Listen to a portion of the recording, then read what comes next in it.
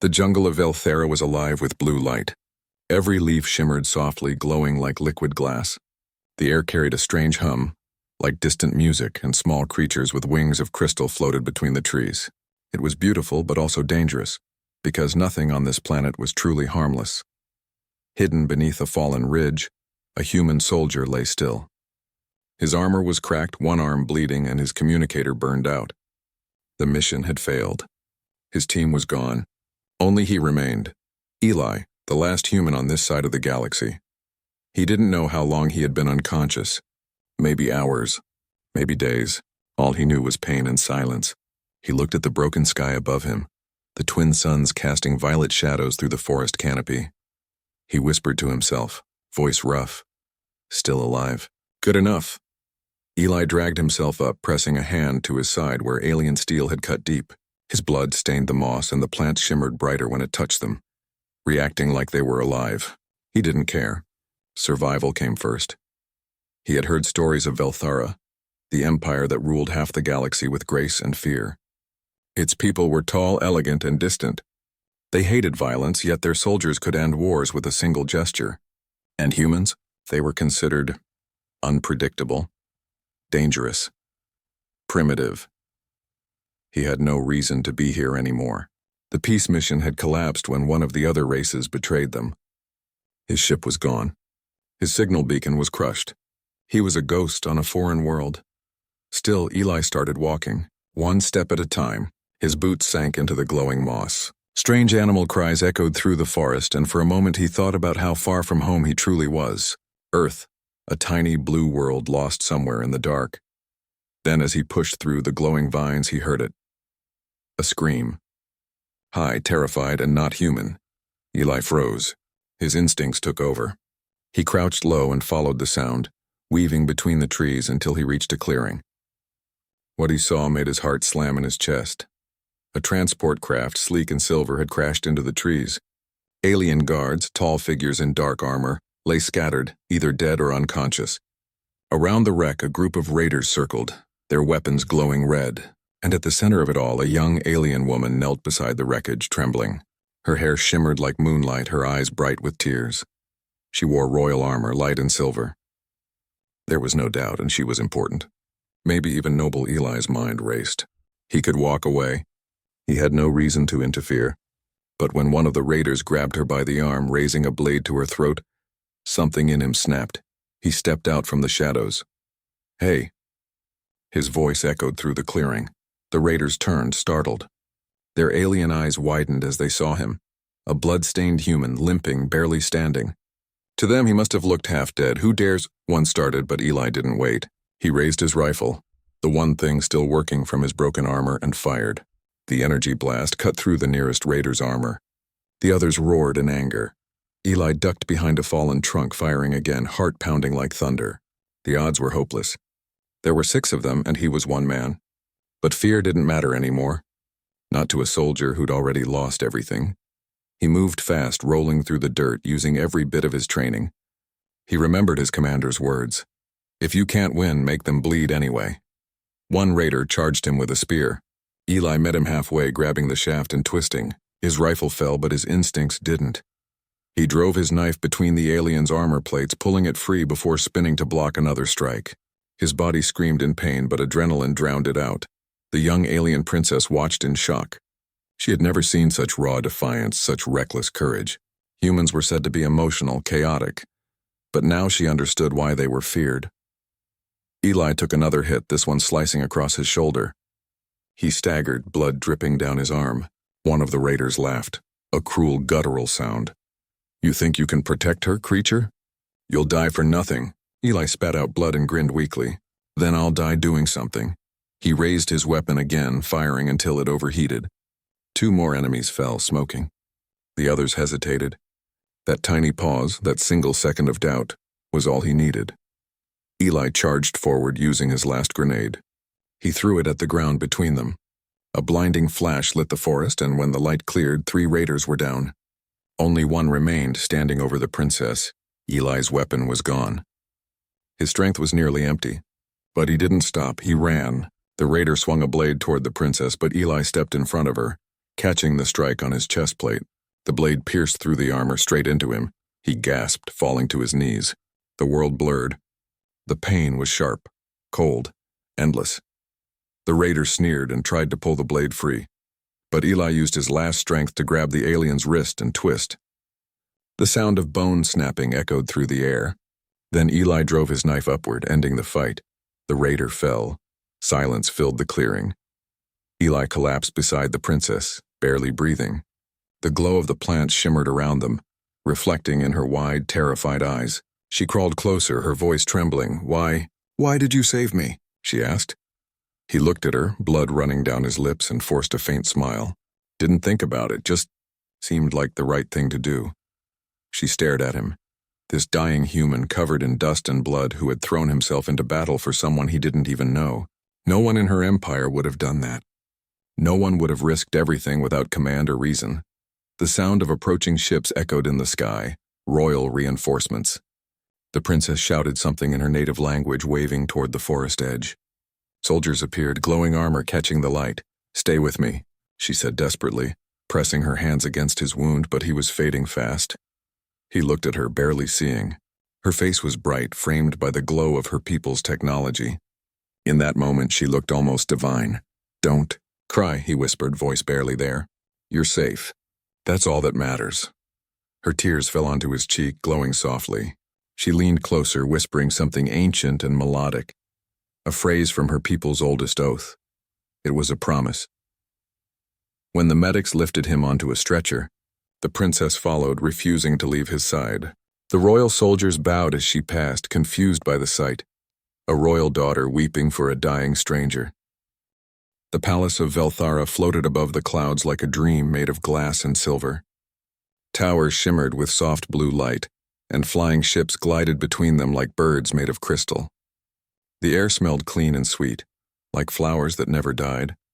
Inside one of the tallest towers, a human lay motionless on a bed surrounded by alien healers. His skin was pale, his chest covered in strange glowing marks where his wounds had been sealed. Machines hummed softly around him, pulsing with soft violet light. He had been unconscious for 3 days. The alien princess sat near his bedside, her silver armor replaced by soft royal robes. Her eyes never left his face. Every few hours, the healers came and checked his pulse, speaking in hushed voices. They didn't understand how he had survived. No human body should have endured a wound like that, but the princess did not leave him. Not once. When one of her attendants tried to remind her of her royal duties, she said softly, "He saved my life. I will not abandon him now." The healers respected her silence. Finally, on the 4th morning, the human stirred. His fingers twitched. His breathing deepened. His eyes opened, slow, heavy, confused. The first thing he saw was a ceiling that glowed faintly, covered in strange symbols. The second was her, sitting there watching him with eyes that seemed brighter than the stars outside. He blinked. "Where am I?" "You are safe," she said softly. "You're in the royal city of Velthara. You were badly hurt, but we healed you." He tried to sit up, wincing. "Healed, huh? Doesn't feel like it." She smiled faintly, relieved to hear his voice. "You should rest. The wound was deep. You lost a lot of blood." Eli looked at her, remembering flashes of battle. The crash, the raiders, the blade that pierced him. And her, crying, calling for help. "You're the princess," he said quietly.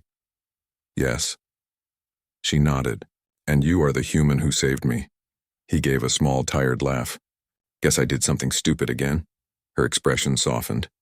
"You call it stupid. I call it brave." The door to the chamber opened and 2 guards entered, followed by a tall woman wearing a long cloak of white and silver. Her presence filled the room instantly, graceful, calm, and powerful. Everyone bowed. Even the princess rose to her feet. The woman looked at Eli with sharp, intelligent eyes. Her voice was deep but smooth. "So this is the human." Eli looked up, unsure whether to stand or stay down. His instincts told him this was someone important. Too important. The princess lowered her head. "Mother, he saved my life. If not for him, the raiders would have—" The queen raised a hand, silencing her gently. "I know, child. The reports have already reached the council." She turned her gaze to Eli. Human, you are far from home. What brought you to Velthara's forbidden lands? He hesitated, his throat dry. A peace mission, it didn't go as planned. My ship was shot down. Her eyes narrowed slightly. So you were part of the human delegation that disappeared? Yes, he answered simply. The others didn't make it. Silence filled the room for a moment. The Queen studied him carefully. His scars, his tired eyes, the way he still tried to sit upright despite the pain. You fought to protect my daughter, she said slowly. Yet you owed her nothing. Why? Eli looked confused. Why? Yes, you risked your life. You knew you would die. For what reason? He took a breath, thinking. The answer was simple but hard to explain. Because someone had to. The Queen blinked, slightly taken aback. Someone had to? He nodded. You don't just stand there and watch someone die when you can help. Doesn't matter who they are. Doesn't matter where they're from. The Queen was silent for a long moment. Around her, even the guards seemed unsure how to react. Finally, she said, Such a strange creature you are. Then she turned to her daughter. He will rest here until he can walk again. After that, the council will decide what to do with him. The princess bowed her head. Yes, mother. When the Queen left, Eli exhaled and lay back against the bed. She doesn't like me very much, huh? The princess smiled softly. She likes no one easily. But she owes you a debt even if she won't say it. Days passed. Eli slowly recovered under the palace's care. The healers used strange energy crystals that soothed his wounds and restored his strength. Sometimes he watched the city from his window. Flying ships, glowing streets, and people who walked as if they were made of light. It was beautiful, but he always felt out of place. The princess visited often. She brought food, told him stories of her world, and listened quietly as he talked about Earth, a place of rain, oceans, and imperfect beauty. He told her about the sound of wind through pine trees, about sunsets that turned the sky gold, and about people who never gave up, no matter how hard life became. She listened with fascination. Your world sounds wild, she said. He smiled. It is.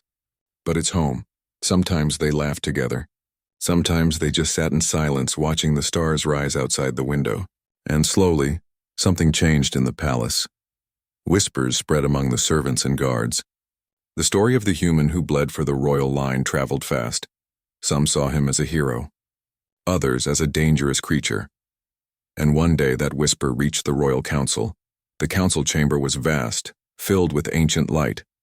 Dozens of alien elders sat in a circle, their faces stern and unreadable. The Queen sat on her throne, her daughter beside her. Eli stood in the center, dressed in clean garments, his wounds now hidden beneath the fabric. He had never felt so small. An elder spoke first. A human soldier stranded in our empire. This could bring trouble from the outer systems. We should return him to his people. Another voice argued. He saved the royal heir. To send him away without honor would bring shame. A third said coldly, He is unpredictable. Their kind are known for violence. Eli listened quietly. He didn't understand all their words, but he could feel the tension. Then unexpectedly the Queen spoke. Let him speak. All eyes turned to him. Eli cleared his throat. I didn't come here to cause problems. I was just trying to survive. I didn't plan to get involved in your affairs. But when I saw someone in danger, I did what anyone from my world would do. That's all? An elder scoffed. And you expect us to believe that? Eli met his gaze. You don't have to. I didn't do it for thanks. The room fell silent. His honesty was disarming. Too simple for a world built on logic and hierarchy. The Queen leaned back on her throne, eyes unreadable. You say you act from instinct, yet that instinct saved my bloodline. He shrugged slightly. Guess sometimes instincts do good things. A small smile flickered across her lips, the faintest sign of emotion. The council debated for hours, voices rising and falling like waves. Finally, the Queen stood. The human will stay under royal protection until further notice. He will not be harmed or exiled. This is my command. Gasps spread through the chamber. The decision was final. Eli bowed his head slightly. Thank you, Your Majesty. The Queen looked at him for a long moment before saying softly, Do not thank me yet, human. In this palace, survival can be harder than battle. That night Eli couldn't sleep.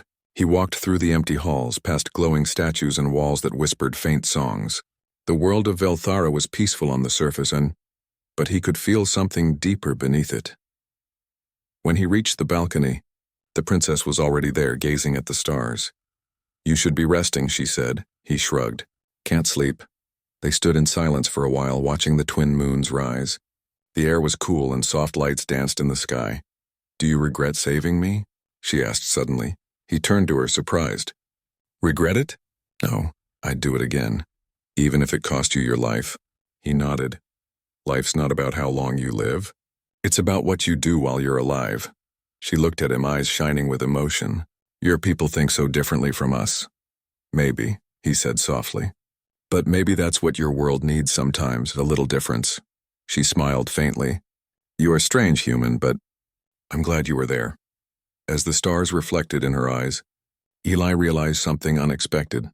For the first time since the crash, he didn't feel alone somewhere far away. The Queen stood at another balcony, watching them from the shadows. Her expression was calm, but her mind was restless. The human's words, "because someone had to," repeated in her thoughts again and again. The palace of Velthara never truly slept. Even at night, its towers glowed softly against the sky, lit by energy from the planet's heart. Music drifted from distant halls, and the air shimmered faintly with life. But deep inside those endless corridors, a different kind of silence ruled, the silence of thoughts too heavy to share. The Queen sat alone in her private chamber, surrounded by maps and ancient scrolls. Her golden eyes stared at the empty air, but her mind wasn't on the Empire. It was on the human. Every word he had spoken during the council echoed in her thoughts. Someone had to. Such simple words. Yet they carried a weight she could not explain. Her people were logical, wise, calm. They followed rules of power, reason, and tradition. But that human, a fragile being of flesh and blood, had acted without order or reward. He had saved her daughter's life at the cost of his own. That kind of selflessness was alien even to her. For centuries, the Queen had ruled with iron grace. She had ended wars, built peace, and never once allowed emotion to guide her.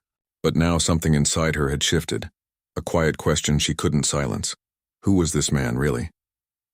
The next morning, she gave an unexpected order. "Bring the human to the observation garden," she said to her attendants. The guards bowed. "At once, Your Majesty." When Eli arrived, he looked uncertain. The garden stretched high above the palace, surrounded by floating crystal arches and vines that glowed gently in the breeze. Strange creatures, half bird, half light, fluttered among the branches. The Queen stood at the center, her cloak rippling softly in the wind. When he approached, she turned slowly to face him.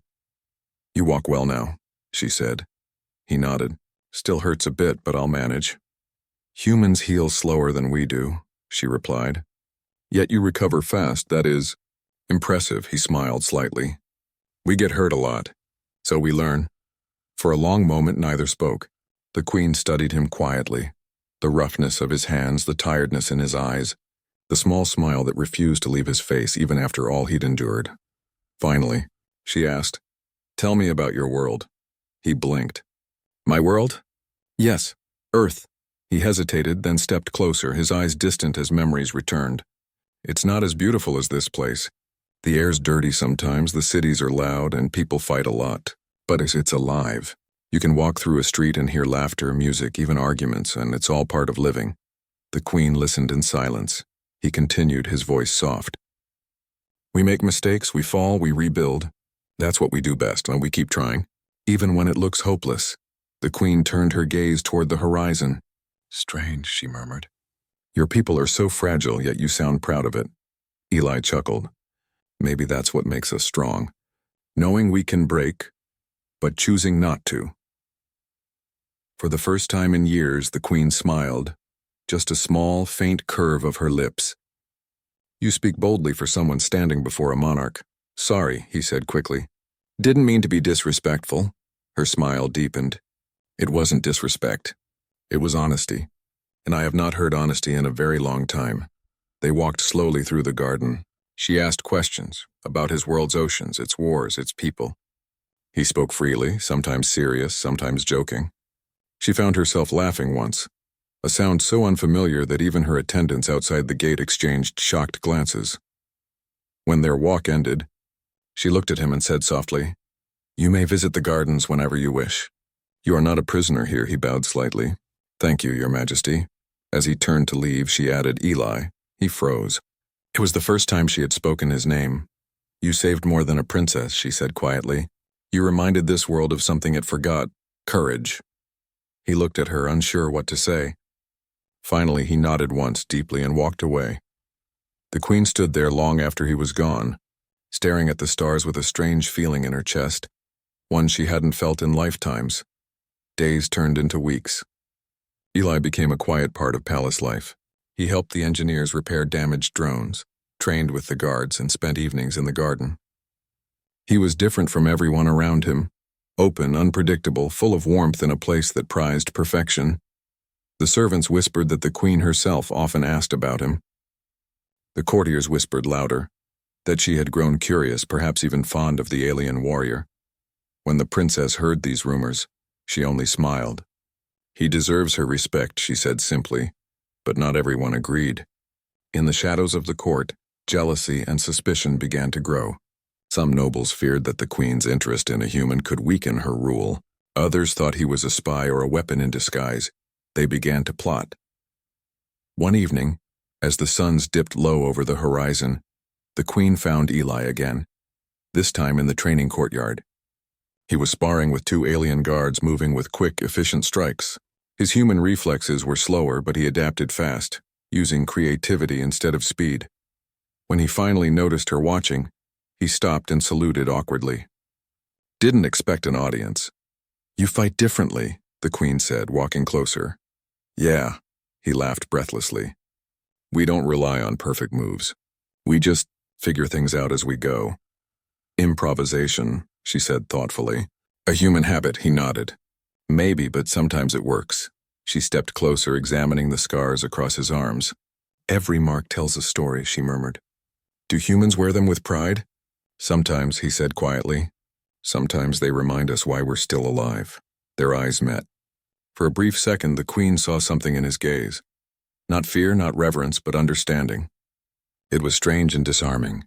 "Would you fight for us again if the need arose?" she asked. Eli didn't hesitate. "If it meant protecting innocent lives, yes. Even though this is not your world?" He smiled. "Good and evil don't belong to any one world." The Queen's expression softened. "You speak like a philosopher," he shrugged. "No, just a soldier who's seen too much." For the first time, she looked away, her voice quiet. Then perhaps soldiers understand truths that rulers forget. That night, the Queen couldn't sleep. She walked alone through the silent corridors of the palace, her mind filled with conflicting thoughts. Why did she care? He was just a man, a mortal, fragile creature whose life would fade in the blink of an eye compared to her people's centuries. Yet every time she spoke with him, she felt more alive. He reminded her of what it meant to feel, to believe in something without reason. When she reached the great balcony, she found him there again, looking at the stars. He turned as she approached. "Can't sleep either?" She shook her head. "No." They stood side by side in silence, watching the night sky shimmer. After a while, Eli spoke softly. "You ever think about what's out there?" "Every day," she said. "And yet I understand so little of it." "Same," he smiled. "Funny how two people from different worlds can be looking at the same stars." The Queen looked at him for a long time. The wind carried the scent of strange flowers, and in that moment, something unspoken passed between them, a fragile connection that neither of them could explain. Finally, she said, "You are not what I expected a human to be." "And you're not what I expected a queen to be," he replied with a small grin. She laughed softly. "Careful, soldier. That could be treason," he smiled. "Then it's the kind I can live with." The next morning, rumors spread like fire. Someone had stolen classified data from the royal vaults, war plans, defense maps, and secret codes. The council demanded answers, and suspicion fell quickly. "The human has access to restricted areas," one of the nobles declared. "He must be the spy." Eli was taken from his quarters by guards. He didn't resist, though confusion filled his eyes. "I didn't do anything," he said calmly. "You know that."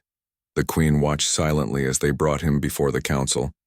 The evidence was false, but it looked convincing. planted by those who wanted him gone. The princess stepped forward.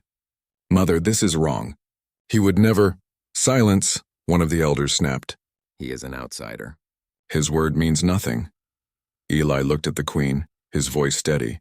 "You think I'd save your daughter just to betray you after?" Her golden eyes met his. For a moment no one dared to breathe. Then she stood. "Release him," she said coldly. The elders protested. "Your Majesty, this could endanger—" "I said release him." Her voice cut through the chamber like thunder. "He is under my protection. If you doubt his loyalty, then you doubt my judgment." The room fell silent. As the guards lowered their weapons, Eli exhaled slowly. Their eyes met again. No words, just quiet understanding. When the hall emptied, the queen stepped closer and said softly, "I know you didn't betray us, but from now on you must be careful. This world doesn't forgive easily." He nodded. "Neither does mine." She looked at him for a long moment, then turned away. "Still," she said quietly, "I am glad you came to ours." Eli watched her leave, feeling a strange warmth deep in his chest, something stronger than gratitude, something that felt dangerously close to belonging. The skies above Velthara had turned red. Clouds of smoke and dust swirled around the palace towers as distant explosions echoed through the city. The raiders, and the same kind who had once attacked the princess, were back, larger in number and more organized. They sought to conquer the royal city and take the princess as a bargaining tool. Inside the palace, alarms blared. Guards rushed to their posts. Soldiers drew energy weapons and engineers scrambled to repair defense shields. The queen stood in the war chamber, her cloak flowing like liquid light, her golden eyes scanning holographic maps of the invasion. Eli stood beside her, dressed in combat gear provided by Velthara. His wounds had fully healed, but the scars across his chest and arms reminded everyone of his past sacrifices. He felt the weight of responsibility, but he didn't flinch. This was no longer just the princess he protected. It was the Empire itself. "Are you certain you want him on the front lines?" asked one of the council members, voice trembling with fear. "He is still human, fragile, unpredictable." The queen turned sharply. "He is more than human. He is brave. If he stands with us, he inspires all who fight. And if he falls, at least we will know courage is never wasted." Eli felt her gaze on him. There was no doubt, no hesitation, only faith. It was a strange feeling for a human. To know someone powerful truly believed in him, it made him stand taller. The battlefield outside the palace gates was chaotic. Velthara's defenders clashed with the raiders, their weapons glowing like lightning. The ground shook with each explosion, and alien war machines soared overhead, firing beams that sliced through enemy ranks. Eli moved like a shadow, ducking behind walls and shields, helping soldiers where they were pinned down. His human reflexes were slower than the alien warriors, but he made up for it with creativity. He guided small groups of soldiers through dangerous paths, set traps, and rescued those who were trapped. The princess had insisted on following him, refusing to stay hidden. Eli tried to keep her safe, but she insisted on helping, healing wounded soldiers and giving morale to the terrified defenders. Her courage reminded him of why he had risked his life for her before. Hours passed. The raiders had pushed closer to the palace walls, and the fighting grew more desperate.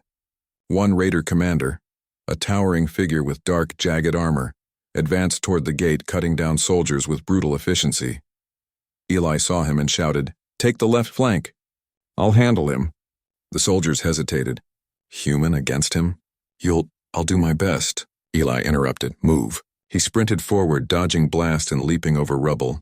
The raider commander turned toward him, swinging a massive blade. Eli blocked it with his shield, but the force threw him backward. Dust filled his lungs and blood trickled from a cut on his forehead. The enemy laughed, a deep, chilling sound. "You are weak, human. You cannot save them all." Eli gritted his teeth. "Maybe not all, but I'll try." He charged again, using speed and unpredictability to his advantage.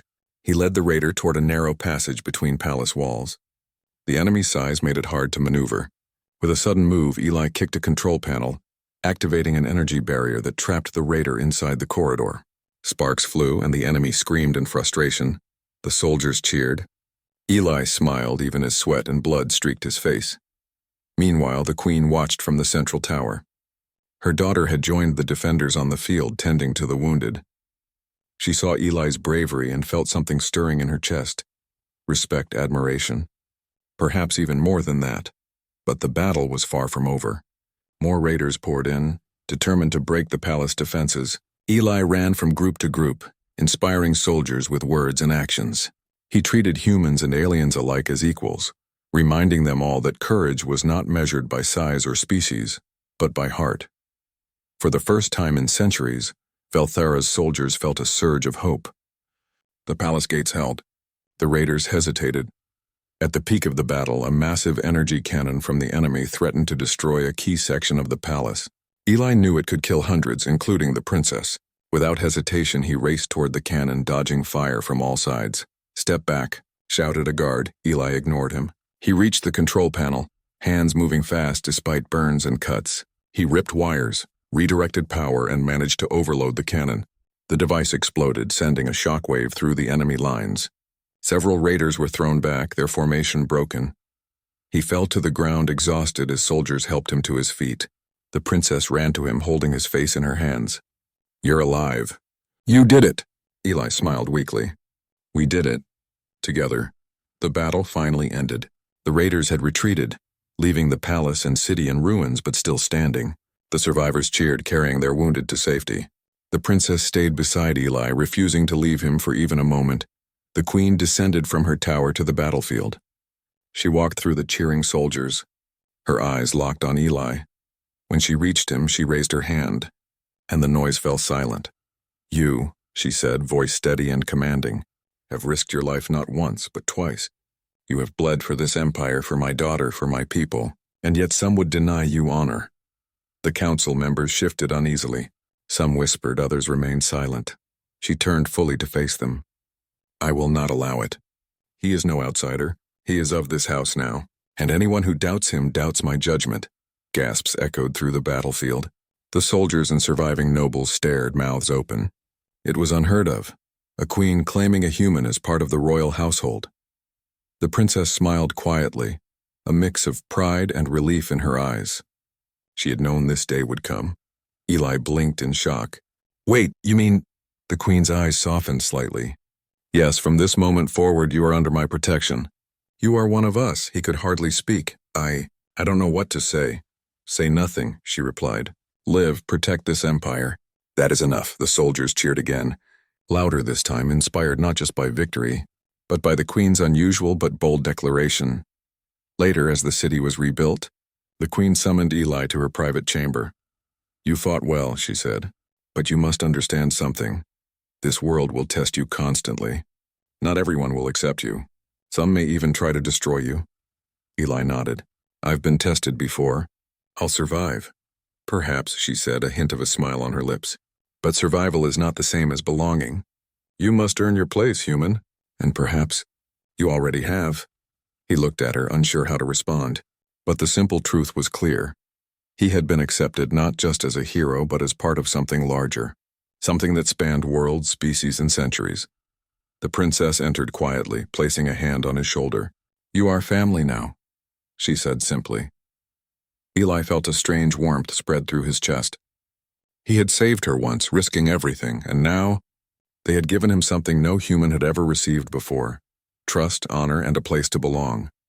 As the twin moons rose over the city of Velthara, Eli looked out at the horizon.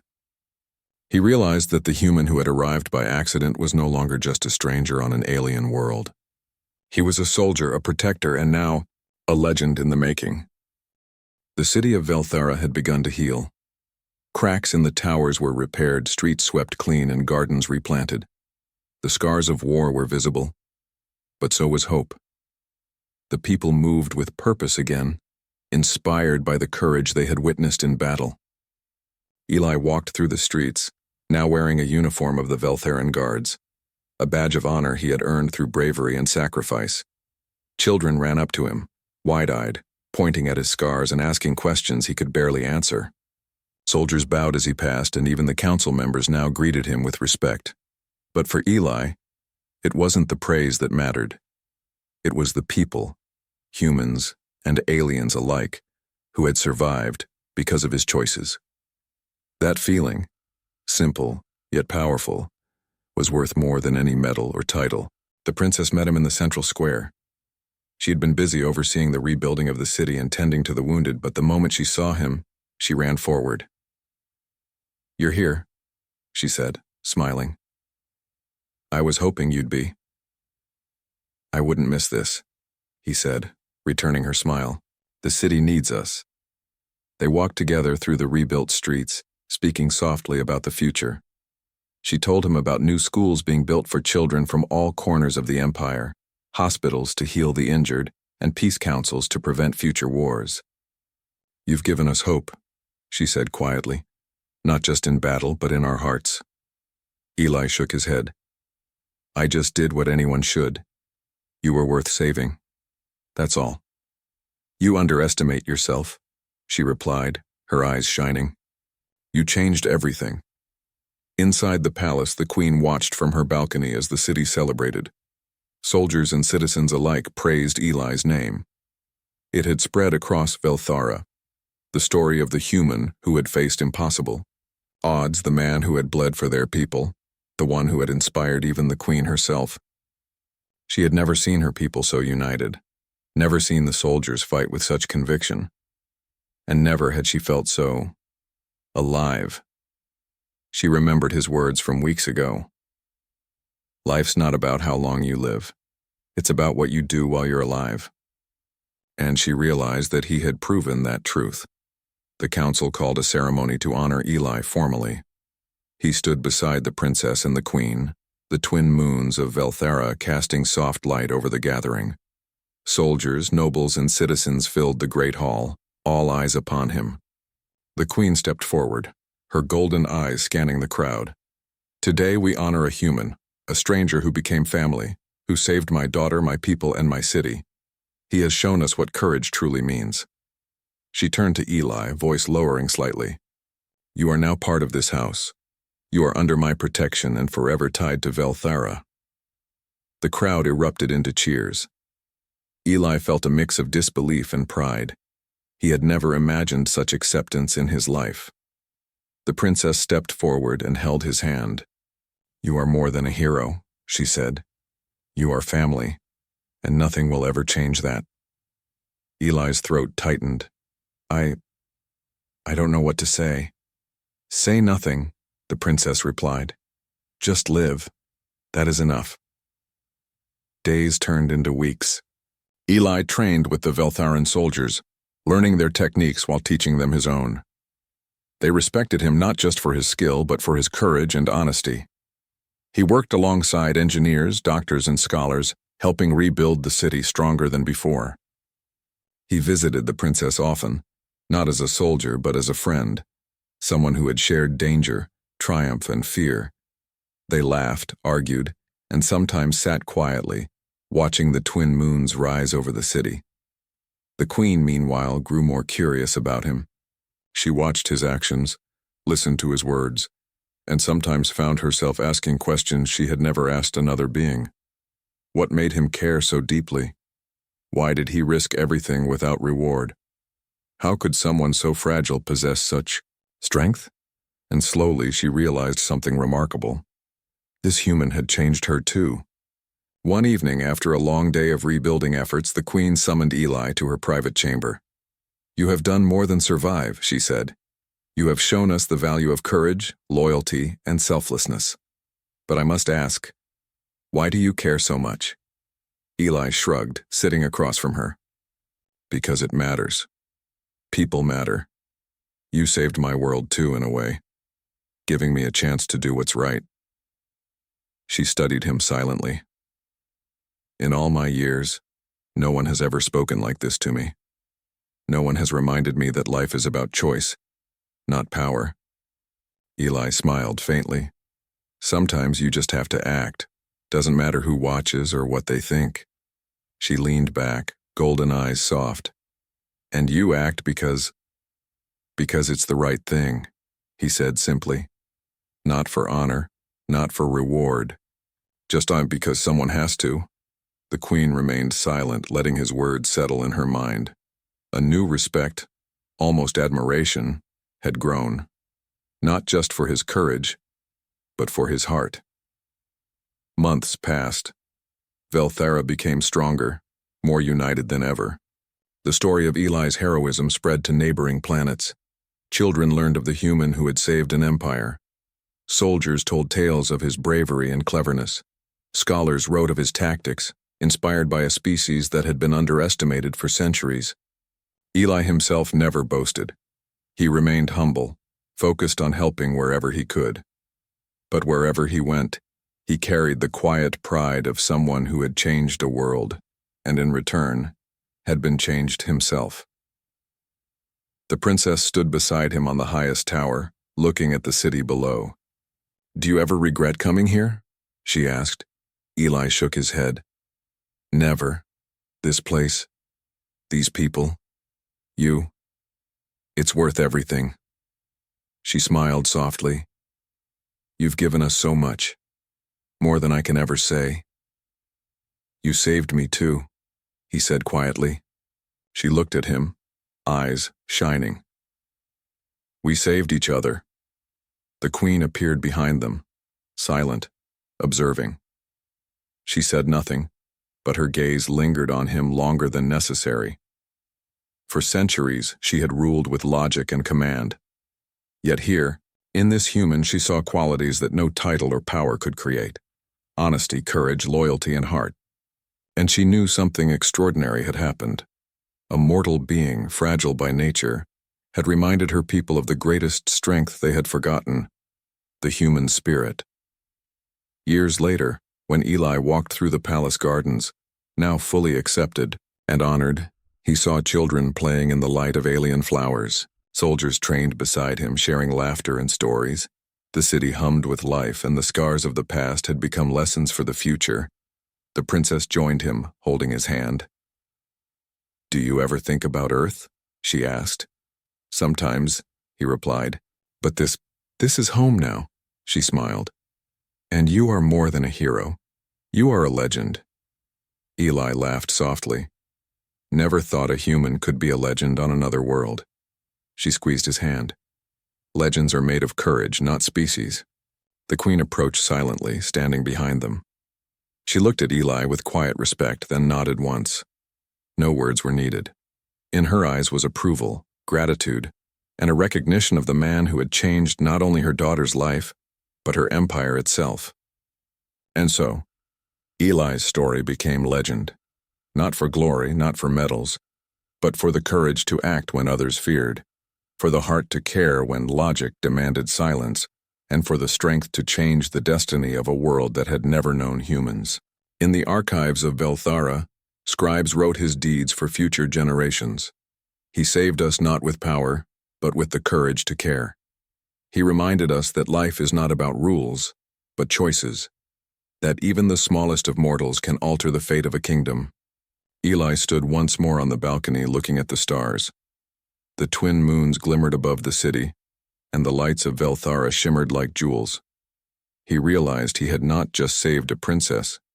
He had saved a people, inspired a world, and in doing so, had found a place where he truly belonged. The human who had arrived by accident, the soldier who had risked everything for a stranger, had become more than legend. He had become a symbol of what it meant to be human, brave, selfless, and full of heart.